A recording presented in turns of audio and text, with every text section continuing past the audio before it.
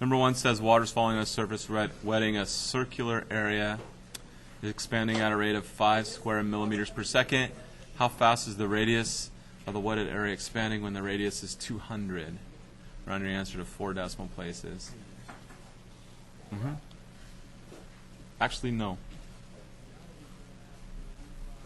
All right, so when they tell us that the area is expanding at a rate of 5 square millimeters, they just told us that dA dt, the rate at which the area is expanding with respect to time, is 5.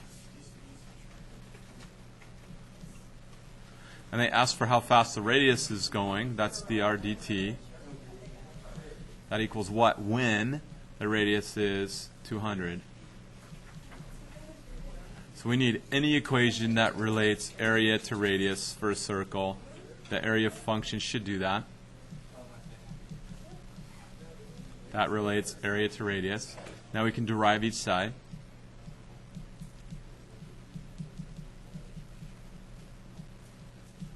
And solve for dr dt. dA dt is given as 5. R is 200 at the instant in time we're looking for, and dr dt is what we're solving for. So 5 divided by 400 pi will equal dr dt. They asked us to round that to 4 decimal places. This is approximately 0.0040 millimeters per second. Any questions here?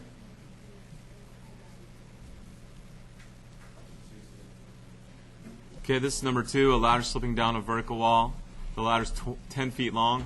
The top is slipping at a constant rate of 5 feet per second. How fast is the bottom of the ladder moving away from the ground when the bottom is 8 feet from the wall? Let's just draw a little picture here to help us. Here's my wall. Here's my ground. Here's my ladder. They said the ladder's 10 feet long. That's fixed. I'm going to call this distance x and this distance y. They tell us that dy dt, the top of the ladder's height, is changing at 5 feet per second. So that's going down, so it's negative 5 feet per second. And they want to know dx dt, how fast is the bottom of the ladder, its distance from the wall, increasing when it's 8 feet away. That's when x equals 8. At that instant in time when x equals 8, y is also going to equal 6. A little Pythagorean triple would tell us it would be a 6, 8, 10. So let's see what we can do. I need any function that relates x and y for this right triangle. And Pythagoras does that nicely. So I can say x squared plus y squared would equal 10 squared. The hypotenuse is always 10. It's not changing. It's constant. So we'll put a constant into this function. If we derive both sides, we get 2x dx dt plus 2y dy dt equals, the derivative of a constant is always 0. That's nice. If we divide the 2 away, we've got x dx dt plus y dy dt equals 0. I'm trying to find dx dt, which is right here. I'm trying to figure out what its value is. Luckily, I think I have values for x, y, and dy dt at this instant in time, so I'll just go ahead and substitute those here real quick. X is 8 at that instant in time. Y is 6, and dy dt is negative 5 feet per second. I'll have a negative 30 here, which gets added to the other side, and it's going to get divided by 8. So dx dt is going to equal 30 divided by 8, which is 3.75.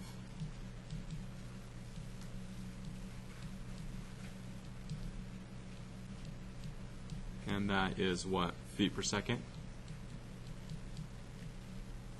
And we're done. Any questions here? 3, they're asking us to evaluate the integral using the given substitution. The given substitution is u equals 8x squared.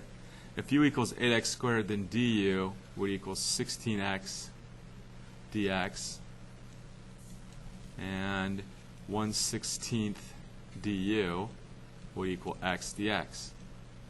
This is good. I have an x dx to replace, and now I have something to replace it with. And I have u equals 8x squared. I have that to replace, and I have the u to replace it with. So this whole function can now be written as 1/16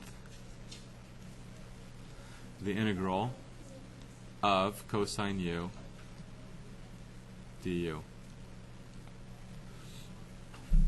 The 1/16 du replaced x dx, and the u replaced the 8x squared. Now I'll just go ahead and integrate. So this is 1/16. The antiderivative of cosine is sine. And don't forget the plus c here. And then just resubstitute 8x squared for u. So we could write this as sine of 8x squared all over 16 plus c. And we're done. Any questions here? 4, we're still asked to evaluate the integral. I'm going to use substitution. I'm going to let u equal the x squared minus 10. Derive both sides.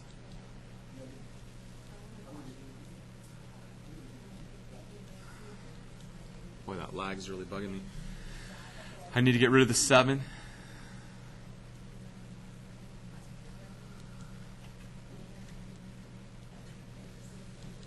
This is good. I have an x to the 6 dx to replace, and now I have something that's equal to that. So I can say that this is 1/7 of the integral. Instead of x to the 7th minus 10 to the 4th, I just have u to the 4th. And then du. So du replaces, 1/7 du replaces the x to the 6th dx. So we're in good shape here. We'll antiderive that.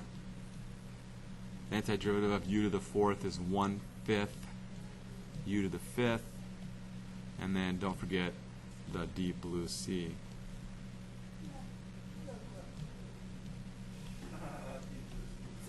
And then we have 1/7 times 1/5 is 1/35.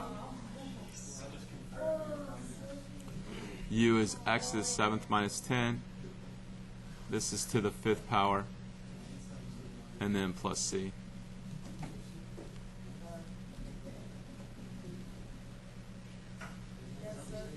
Any questions? Here's number 5. We did parts. Go ahead and pause this here and study. Okay, number 6. This is by parts again. We're going to let u equal 3t.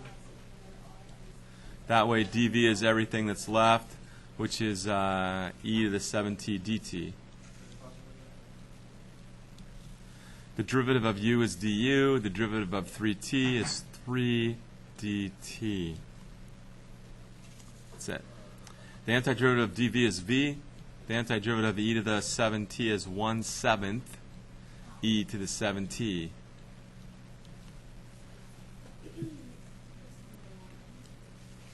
So we'll go ahead and do u times v. That's 3t over 7 e to the 7t minus the integral of v du. Well, that integral has a constant of 3/7, so we'll go ahead and pull that through.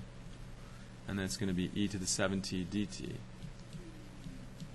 This front part's not going to change. 3t 7ths e to the 7t minus 3/7 times the antiderivative of e to the 7t we've already done is 1/7 e to the 7t, but don't forget our plus c at this point because we're done integrating. So now we have 3t 7ths e to the 7t minus 3/49 e to the 7t plus c. And that's it. Any questions here? All right, on number 7, we're doing parts. We've got a few parts to do here. U is x cubed. dv is everything else. The derivative of u is du. The derivative of x cubed is 3x squared dx. The antiderivative of dv is v. The antiderivative of cosine 5x should be 1/5 sine 5x.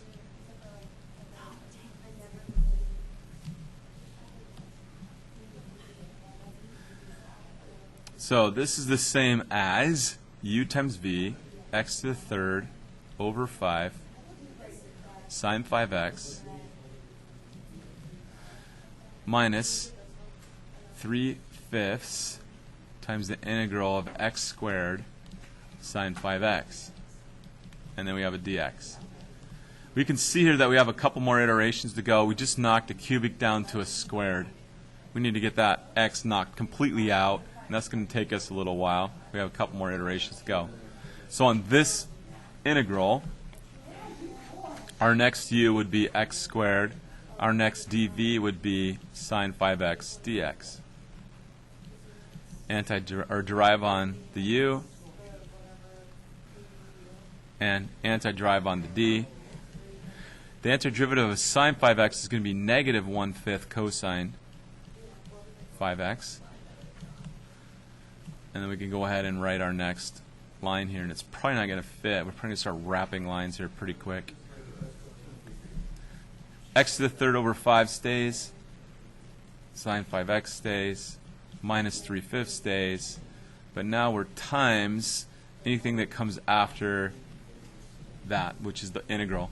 So I've got a negative x squared over 5 cosine 5x minus a negative 2/5 would be plus 2/5 times the integral of x cosine 5x dx. Let's go ahead and distribute this negative 3/5 through now. So I've got x cubed minus 5 sine 5x. This would be plus 3x squared over 25 cosine 5x. And then minus 6 over 25 times the integral of x cosine 5x dx. So my new u is x. My new dv is cosine 5x dx. Derivative of u is du. The derivative of x is dx. This is good. Antiderivative of dv is v. Cosine 5x, the antiderivative we just did up here at the very beginning, is 1/5 sine 5x. Let's go and plug this up. All this junk stays the same up front. So just copy it down all the way up to the 6/25.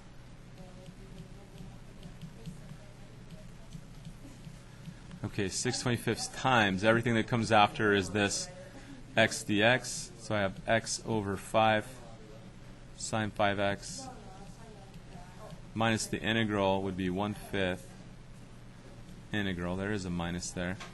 Sine 5x dx. Hope this fits. It's going to be tight.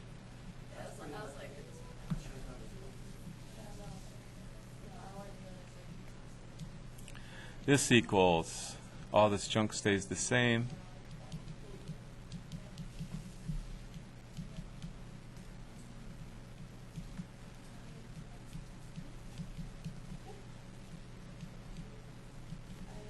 Let's see. Start over right there.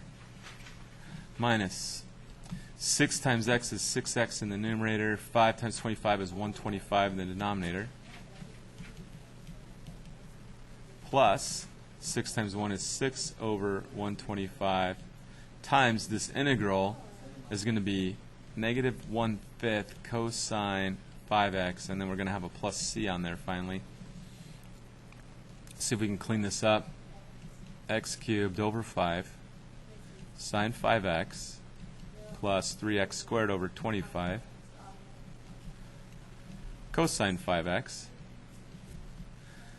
minus 6x over 125 sine 5x plus, let's see, that's actually minus because we have a positive times a negative, minus 6 over 625 cosine 5x and then plus c. And we're finally done integrating. Only a couple iterations here, it looks like. Let's do these in red this time. u is going to be x squared, dv is everything else.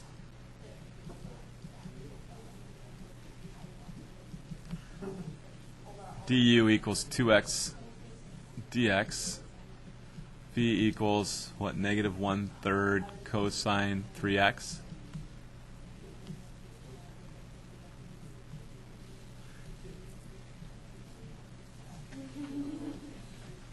So we would write this as u times v, negative x squared over 3 cosine 3x,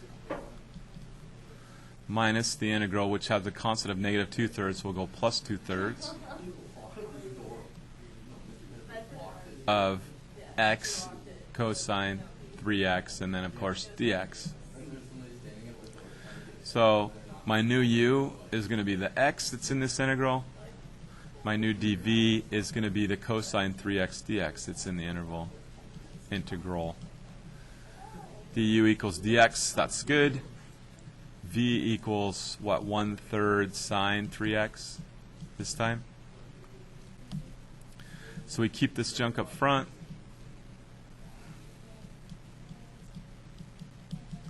And we have 2/3 times everything else here.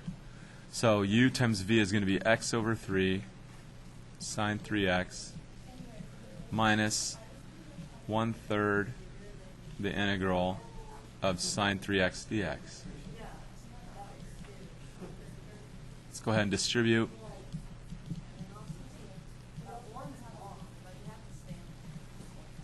So we have 2x over 9 sine 3x minus 2 over 9 times the integral of sine 3x dx.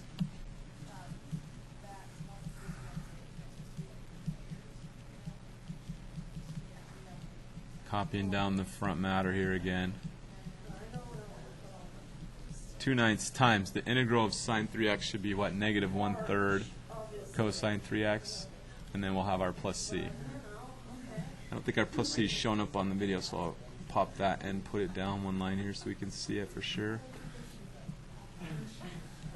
So I've got negative x cubed over 3 cosine 3x plus 2x over 9 sine 3x plus 2 over 27 cosine 3x. Oh, we don't have a plus c this time, do we? Because we're integrating from 0 to pi over 2. So we don't need that plus c. We actually need to evaluate. So let's do a little thinking here.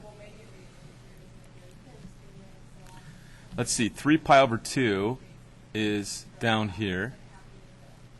That's at the point 0, negative 1.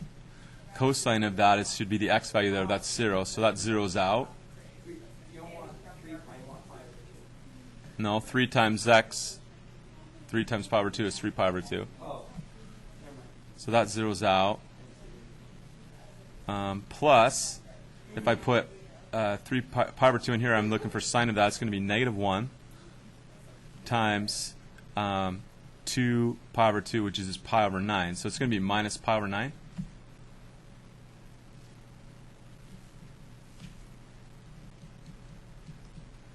And then again, the cosine value will zero out. Minus.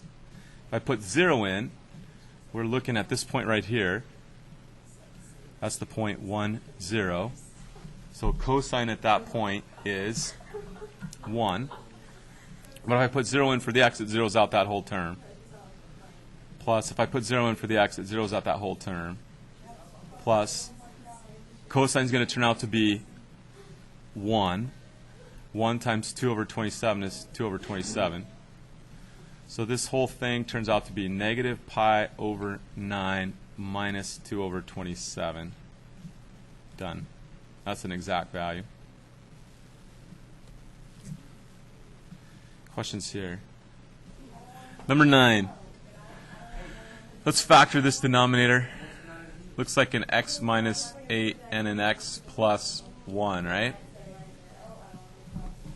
I'm going to turn that around the other way because I usually put the plus 1 first, and it helps me think in the order I'm thinking. I know this is eventually going to get down to the point where 6x minus 21 equals a times x minus 8 plus b times x plus 1. 6x minus 21 equals ax minus 8a plus bx plus b. 6x minus 21 equals ax plus, actually I'm going to shorten this up a hair here. I know I'm going to have an a plus b x values. And I have a negative 8a plus a b. The x coefficients have to be equal, so a plus b has to equal 6. The constants have to be equal, so negative 8a's plus b has to equal negative 21. That's a 1. I'm thinking ahead to the next step, unfortunately, here. If I subtract, the b's will eliminate. So I get 9a's equals 27, a is 3. If a is 3, inspection in the first equation tells me b is 3. So this whole thing can be written as the integral of 3 over x plus 1 plus 3 over x minus 8 dx, which is equal to 3 natural log absolute value of x plus 1 plus 3 natural log absolute value of x minus 8 plus c. You could shorten this up if you wanted to. You could say it's 3 natural log absolute value of most people didn't do this, but you could.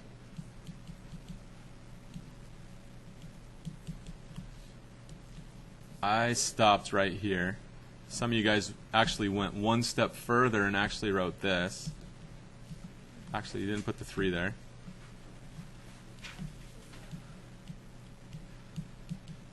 X plus 1 cubed, x plus x minus 8 cubed plus c. Some of you guys actually went to here. I stopped back here. All of those are right. Number 10.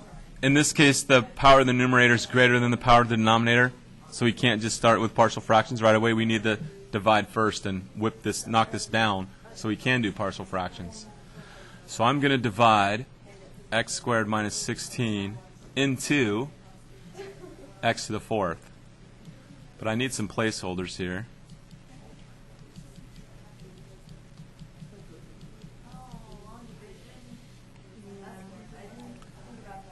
So I ask myself, x squared times what equals exactly x to the 4th? Well, that's x squared.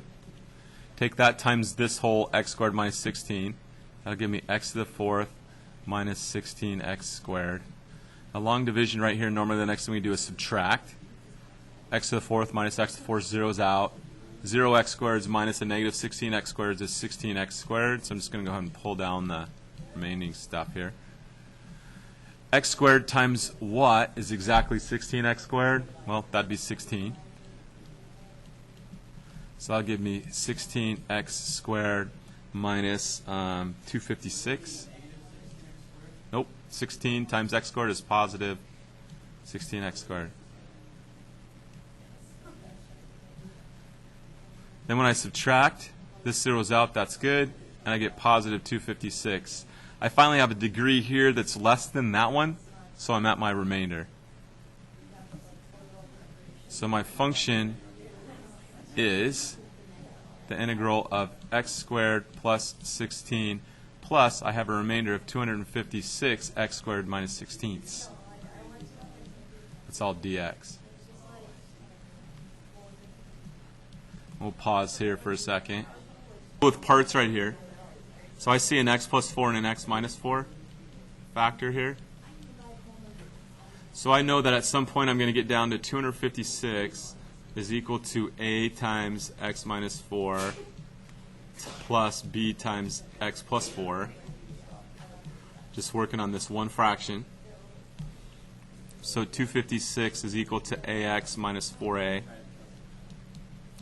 plus bx plus 4b. So 256 will equal a plus bx, quantity, plus a negative 4a plus 4b. So my equations from here, I'm going to squeeze them in right here.